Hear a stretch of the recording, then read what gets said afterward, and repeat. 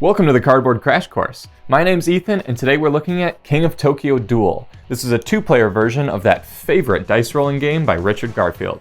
First, you'll choose a monster whose art and special power fit you best. Alienoid and Gigazor are suggested for the first-time play. Also have each player grab a life counter and set the life totals to what heart value is in the top right corner. We'll set up the board so that it's in between the two players as shown. Then we'll place the fame and destruction markers on their relative starting places in the middle of the tracks. Then we'll shuffle the power deck and keep it nearby, placing cards in each of these three slots at the top of the board. Then we'll set off to the side all the dice, extra dice, buzz tokens, dice tokens, and energy cubes. Then finally the players will take turns rolling all 6 dice. The player who receives the most amount of these paw prints goes first, and the player who goes second places 1 energy cube by his play area. A turn in this game is played Yahtzee style, and similar to the original King of Tokyo, where you roll all of the dice, and then you can re-roll any number of the dice twice. So, I got these as my starting one. I could choose these 3 dice to re-roll. Oh, I don't like that. I could choose these 4 dice to re-roll.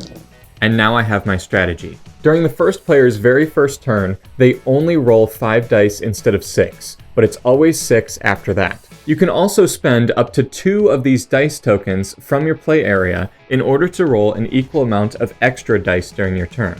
You choose to spend them before the first round of dice are rolled, and you can only ever have 2 of these, maximum, in your play area at a time.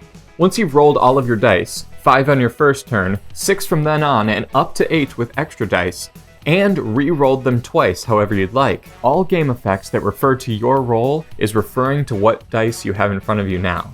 Let's see what each of the dice faces do once they go to resolve. Each of these die faces are smash. Your rival takes a hit for each smash rolled.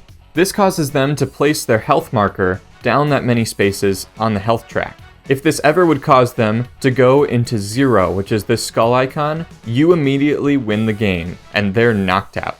These die faces are heal. This is the opposite and allows you to increase your health, however many that you rolled. However, you can never go above your starting health total without a special power card. This die face is energy. Depending on how many you rolled, take that many energy cubes from the supply and place them next to your character board for use later. These 2 die faces are fame and destruction respectively, and they correspond to the fame and destruction tracks on the board. For the first 3 of one of these single faces that you roll, pull that respective marker 1 space towards you on the game board. Then after the first 3, any additional marker also pulls you 1 space towards you on the game board. For example, these 5 pulled me a total of 3 spaces. If either of these markers are ever pulled to the end of the track towards you, you immediately win the game. You also win the game if both of the markers are within your spotlight zone, which is this area here, marked off on the tracks. During the game, cards or special abilities may allow you to place buzz tokens on the board. Whenever you move a marker onto a buzz token, you gain the effect that the buzz token shows on it. So in this case, you would gain 1 energy. Some buzz tokens have special powers or increase or decrease the size of the tracks. These are explained on the abilities or cards. Finally, these faces are special power die faces. These allow you to trigger your special power on your monster board. The top here is the alien technology special power on Alienoid. So for every 2 special power icons, he allows you to add any symbol to your roll. And then any power that has this plus something on it can allow you to do this once if you have the ability to do so. This allows you to add this symbol again. So if I had a total of 3 special power symbols, I could add any 2 die faces to my roll. After we resolve all the dice, we go to buying cards. Cards have either a discard or keep ability on them. Discard cards happen immediately and then are discarded, whereas keep cards stay in front of you near your monster board and give you a continuous effect. The price in energy for each of these cards is on the top left corner, and you must pay that immediately as you purchase it. There's an exception for the rightmost card, however. This one always costs 1 less energy than what its cost is. Anytime that you purchase any of the cards from the board and either keep or discard them, all other cards are shifted down to the rightmost open slot, and then a new card is drawn from the deck to replace it. You can buy as many cards as you can afford in the same round, which means you can buy multiple if it all ends up in the rightmost slot.